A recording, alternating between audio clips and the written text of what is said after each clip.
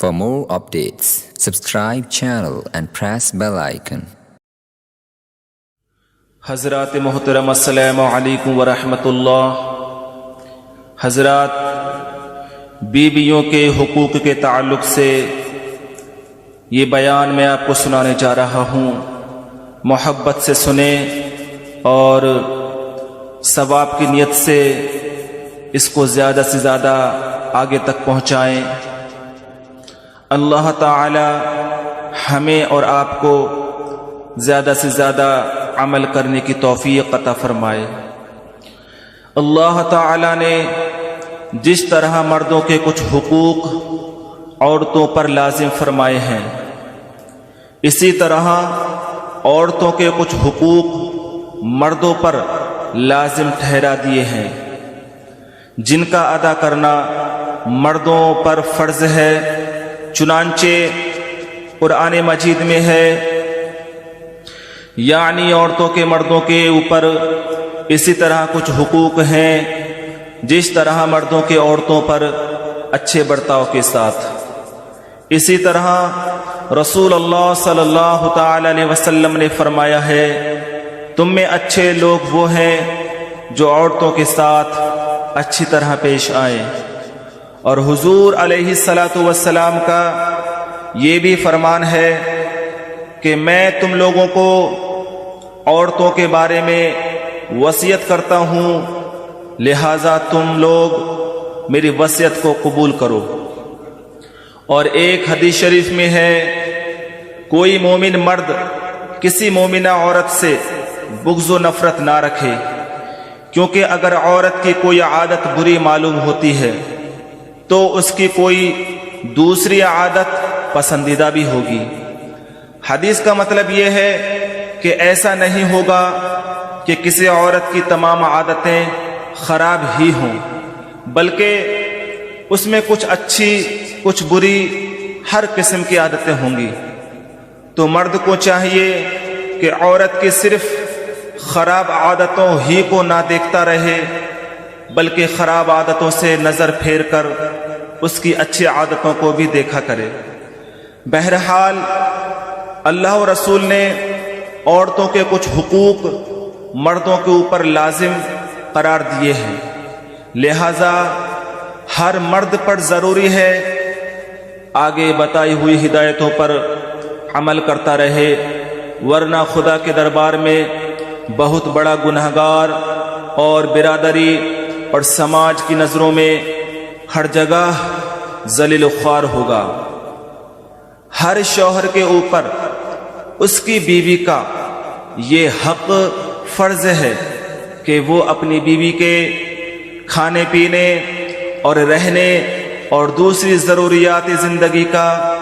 اپنی حیثیت کے مطابق اور اپنی طاقت بھر انتظام کرے، اور ہر وقت اس کا خیال رکھے کہ یہ اللہ کی بندی میرے نکاح کے بندھن میں بندی ہے، اور یہ اپنے ماں باپ، بھائی بہن اور تمام عزیز و اقارب سے جدا ہو کر صرف میری ہو کر رہ گئی ہے، اور میری زندگی کے دکھ سکھ میں برابر کی شریک بن گئی ہے، اس لیے اس کی زندگی کی تمام ضروریات کا انتظام کرنا میرا فرض ہے۔ یاد رکھو کہ جو مرد اپنی لاپرواہی سے اپنی بیویوں کے نان نفقہ اور اخراجات زندگی کا انتظام نہیں کرتے، وہ بہت بڑے گنہگار اور حقوق العباد میں گرفتار اور قہر قہار و عذاب نار کے سزاوار ہیں۔ عورت کا یہ بھی حق ہے کہ شوہر اس کے بستر کا حق ادا کرتا رہے۔ شریعت میں اس کی کوئی حد مقرر نہیں ہے، مگر کم سے کم اس قدر تو ہونا ہی چاہیے کہ عورت کی خواہش پوری ہو جایا کرے اور وہ ادھر ادھر تاک جھانک نہ کرے۔ جو مرد شادی کر کے بیویوں سے الگ تھلگ رہتے ہیں اور عورت کے ساتھ اس کے بستر کا حق نہیں ادا کرتے، وہ حقوق العباد یعنی بیوی کے حق میں گرفتار اور بہت بڑے گنہگار ہیں۔ اگر خدا نہ کرے شوہر کسی مجبوری سے اپنی عورت کے اس حق کو نہ ادا کر سکے تو شوہر پر لازم ہے کہ عورت سے اس کے اس حق کو معاف کرا لے۔ عورت کو بلا کسی بڑے قصور کے کبھی ہرگز نہ مارے۔ رسول اللہ صلی اللہ تعالی علیہ وسلم نے فرمایا ہے کہ کوئی شخص عورت کو اس طرح نہ مارے جس طرح اپنے غلام کو مارا کرتا ہے، پھر دوسرے وقت اس سے صحبت بھی کرے۔ ہاں البتہ عورت کوئی بڑا قصور کر بیٹھے تو بدلہ لینے یا دکھ دینے کے لیے نہیں، بلکہ عورت کی اصلاح اور تنبیہ کی نیت سے شوہر اس کو مار سکتا ہے، مگر مارنے میں اس کا پوری طرح دھیان رہے کہ اس کو شدید چوٹ یا زخم نہ پہنچے۔ فقہ کی کتابوں میں لکھا ہے کہ شوہر اپنی بیوی کو 4 باتوں پر سزا دے سکتا ہے، اور وہ 4 باتیں یہ ہیں۔ شوہر اپنی بیوی کو بناؤ سنگار اور صفائی ستھرائی کا حکم دے، لیکن پھر بھی وہ پھوہڑ اور میلی کچیلی بنی رہے۔ دوسری بات، شوہر صحبت کرنے کی خواہش کرے اور بیوی بلا کسی عذر شرعی کے منع کرے۔ تیسری بات، عورت حیض اور جنابت سے غسل نہ کرتی ہو۔ چوتھی بات، بلا وجہ نماز ترک کرتی ہو۔ ان 4 صورتوں میں شوہر کو چاہیے کہ پہلے بیوی کو سمجھائے، اگر مان جائے تو بہتر ہے، ورنہ ڈرائے دھمکائے۔ اگر اس پر بھی نہ مانے تو اس شرط کے ساتھ مارنے کی اجازت ہے کہ منہ پر نہ مارے اور ایسی سخت مار نہ مارے کہ ہڈی ٹوٹ جائے یا بدن پر زخم ہو جائے۔ میاں بیوی کی خوشگوار زندگی بسر ہونے کے لیے جس طرح عورتوں کو مردوں کے جذبات کا خیال رکھنا ضروری ہے، اسی طرح مردوں کو بھی لازم ہے کہ عورتوں کے جذبات کا خیال رکھیں، ورنہ جس طرح مرد کی ناراضگی سے عورت کی زندگی جہنم بن جاتی ہے، اسی طرح عورت کی ناراضگی بھی مردوں کے لیے وبال جان ہو جاتی ہے۔ اس لیے مرد کو لازم ہے کہ عورت کی صورت و سیرت پر طعنہ نہ مارے اور عورت کے میکے والوں پر بھی زنی اور نکتہ چینی نہ کرے، نہ عورت کے ماں باپ اور عزیز و اقارب کو عورت کے سامنے برا بھلا کہے، کیونکہ ان باتوں سے عورت کے دل میں مرد کی طرف سے نفرت کا جذبہ پیدا ہو جاتا ہے، جس کا نتیجہ یہ ہوتا ہے کہ میاں بیوی کے درمیان نا اتفاقی پیدا ہو جاتی ہے، اور پھر دونوں زندگی رات دن کی جلن اور گھٹن سے تلخ بلکہ عذاب جان بن جاتی ہے۔ مرد کو چاہیے کہ خبردار کبھی بھی اپنی عورت کے سامنے کسی دوسری عورت کے حسن و جمال یا اس کی خوبیوں کا ذکر نہ کرے، ورنہ بیوی کو فوراً ہی بدگمانی اور یہ شبہ ہو جائے گا کہ شاید میرے شوہر کا اس عورت سے کوئی لین دین ہے یا کم سے کم قلبی لگاؤ ہے، اور یہ خیال عورت کے دل کا ایک ایسا کانٹا ہے کہ عورت کو ایک لمحے کے لیے بھی صبر و قرار نصیب نہیں ہو سکتا ہے۔ یاد رکھو کہ جس طرح کوئی شوہر اس کو برداشت نہیں کر سکتا کہ اس کی بیوی کا کسی دوسرے مرد سے ساز باز ہو، اسی طرح کوئی عورت بھی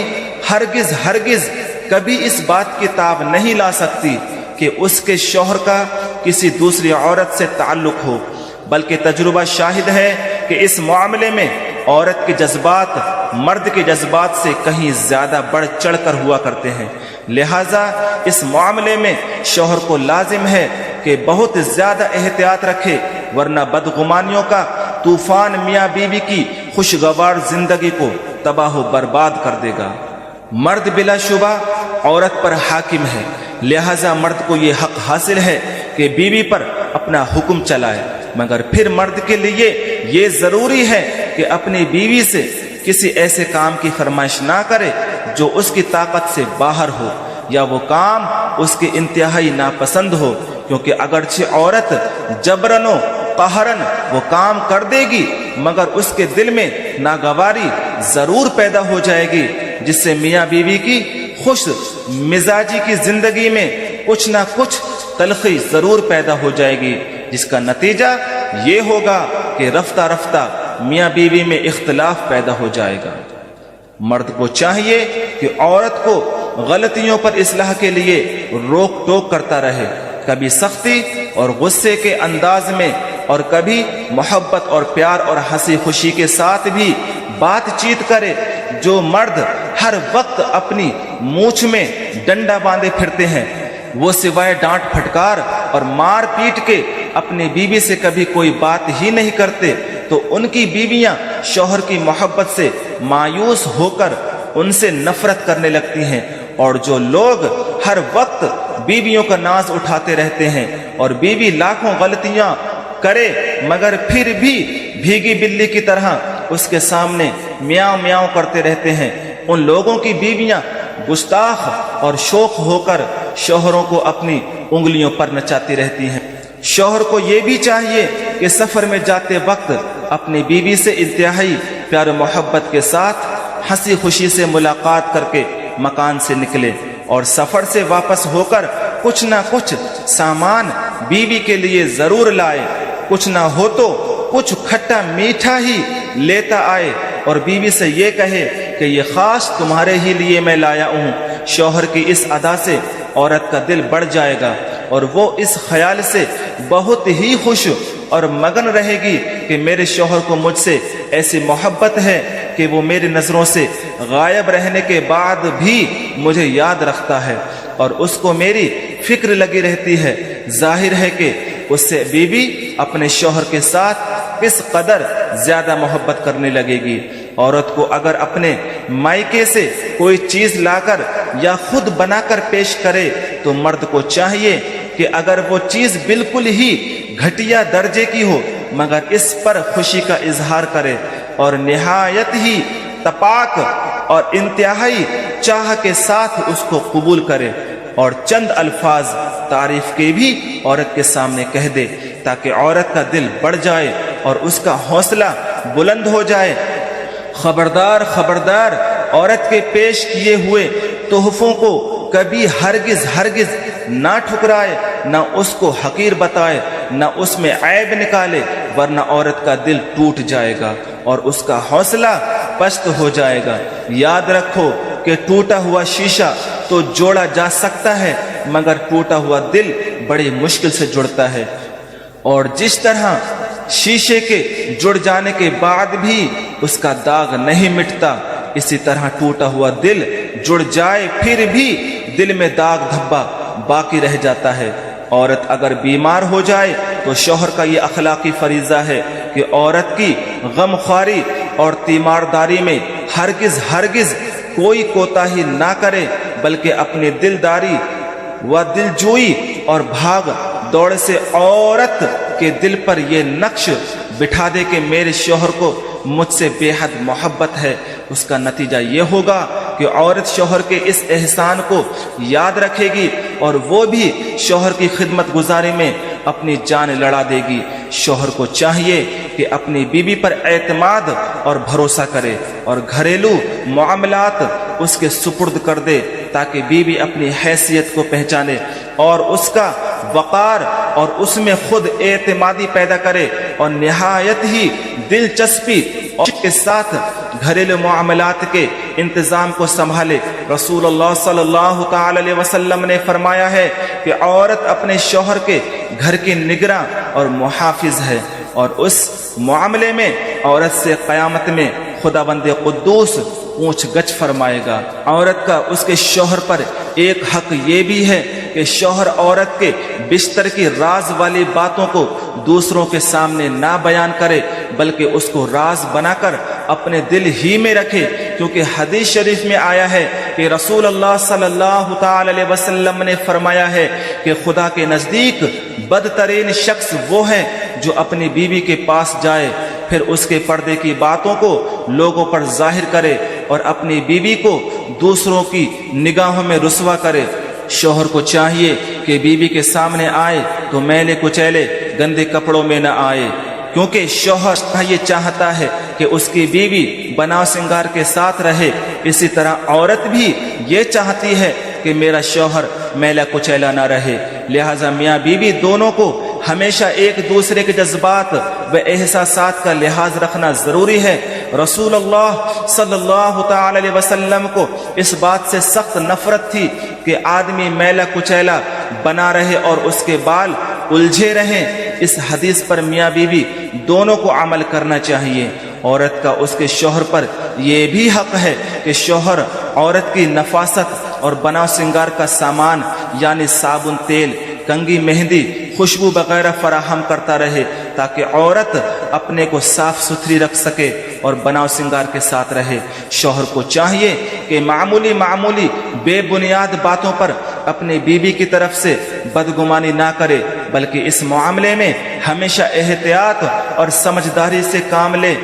याद रखो कि मामूली शुबहात की बिना पर बीवी के ऊपर इल्ज़ाम लगाना या बदगुमानी करना बहुत बड़ा गुनाह है। हदीस शरीफ में है कि एक देहाती ने रसूलुल्लाह सल्लल्लाहु ताला अलैहि वसल्लम के दरबार में हाजिर होकर कहा कि मेरी बीवी के शिकम से एक बच्चा पैदा हुआ है जो काला है और मेरा हम शक्ल नहीं है, इसलिए मेरा ख्याल है कि ये बच्चा मेरा नहीं है। देहाती की बात सुनकर हुजूर अलैहिस्सलातु वस्सलाम ने फरमाया, क्या तेरे पास कुछ ऊँट हैं? उसने अर्ज किया कि मेरे पास बहुत ज्यादा ऊँट हैं। आपने फरमाया कि तुम्हारे ऊँट किस रंग के हैं? उसने कहा कि सुर्ख रंग के हैं। आपने फरमाया, क्या उनमें कुछ खाकी रंग के भी हैं या नहीं? उसने कहा कि जी हाँ, कुछ ऊँट खाकी रंग के भी हैं। आपने फरमाया कि तुम बताओ कि सुर्ख ऊँटों की नस्ल में खाकी रंग के ऊँट कैसे और कहां से पैदा हो गए?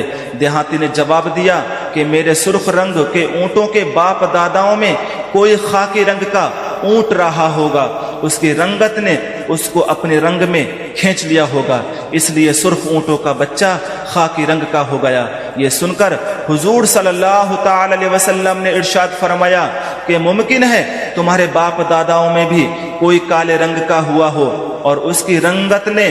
तुम्हारे बच्चे को खींचकर अपने रंग का बना लिया हो और ये बच्चा उसका हम शक्ल हो गया। इस हदीस से साफ जाहिर है कि महज इतनी सी बात पर कि बच्चा अपने बाप का हम शक्ल नहीं है, हुजूर अलैहिस्सलातु वस्सलाम ने उस देहाती को उसकी इजाज़त नहीं दी कि वो अपने उस बच्चे के बारे में ये कह सके कि ये मेरा बच्चा नहीं है। लिहाजा इस हदीस से साबित हुआ कि महज शुबे की बिना पर अपनी बीवी के ऊपर इल्ज़ाम लगा देना जायज़ नहीं है, बल्कि बहुत बड़ा गुनाह है। अगर मियाँ बीवी में कोई इख्तिलाफ पैदा हो जाए तो शौहर पर लाजिम है कि तलाक देने में हरगिज जल्दी ना करे, बल्कि अपने गुस्से को जब्त करे और गुस्सा उतर जाने के बाद ठंडे दिमाग से सोच विचार करे और लोगों से मशवरा ले और ये गौर करे क्या मियाँ बीवी में निबाह की कोई सूरत हो सकती है या नहीं। अगर बनाव और निबाह की कोई शक्ल नजर आए तो हरगिज तलाक ना दे, क्योंकि तलाक कोई अच्छी चीज नहीं है। रसूलुल्लाह सल्लल्लाहु ताला अलैहि वसल्लम ने फरमाया कि हलाल चीजों में सबसे ज्यादा खुदा के नजदीक नापसंदीदा चीज तलाक है। अगर खुदा न ख्वास्ता ऐसी सख्त जरूरत पेश आ जाए कि तलाक देने के सिवा कोई चारा ना रहे तो ऐसी सूरत में तलाक देने की इजाज़त है, वरना तलाक कोई अच्छी चीज़ नहीं है। बाज़ जाहिल ज़रा सी बातों पर अपनी बीवी को तलाक दे देते हैं और फिर पछताते हैं और आलिमों के पास झूठ बोल कर मसला पूछते फिरते हैं। कभी कहते हैं कि गुस्से में तलाक दी थी, कभी कहते हैं कि तलाक देने की नीयत नहीं थी,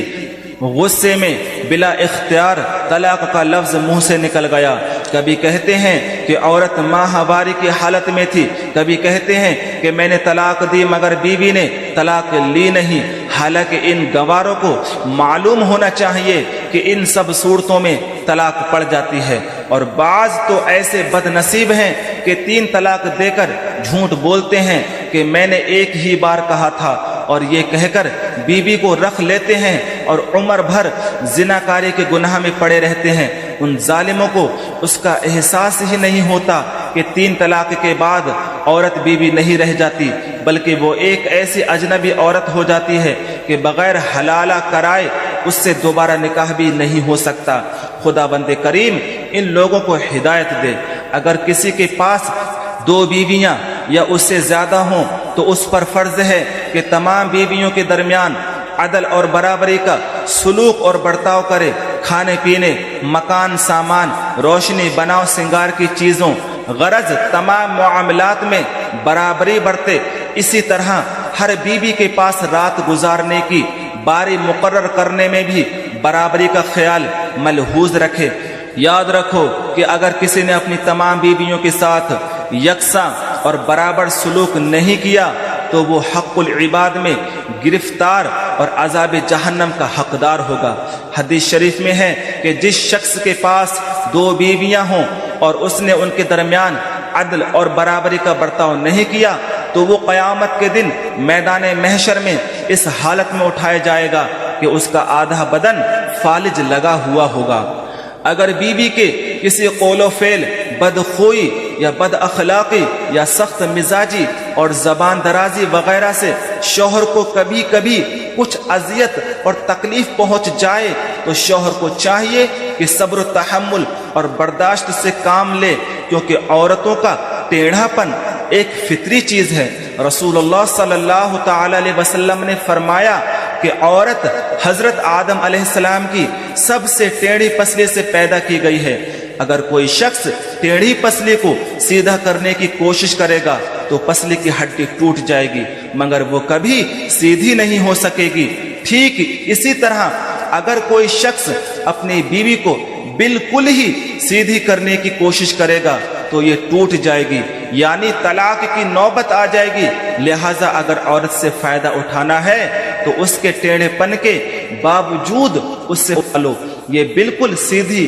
کبھی ہو ہی نہیں سکتی، جس طرح ٹیڑھی پسلی کی ہڈی کبھی سیدھی نہیں ہو سکتی۔ شوہر کو چاہیے کہ عورت کے اخراجات کے بارے میں بہت زیادہ بخیلی اور کنجوسی نہ کرے، نہ حد سے زیادہ فضول خرچی کرے۔ اپنی آمدنی کو دیکھ کر بیوی کے اخراجات مقرر کرے، نہ اپنی طاقت سے بہت کم، نہ اپنی طاقت سے بہت زیادہ۔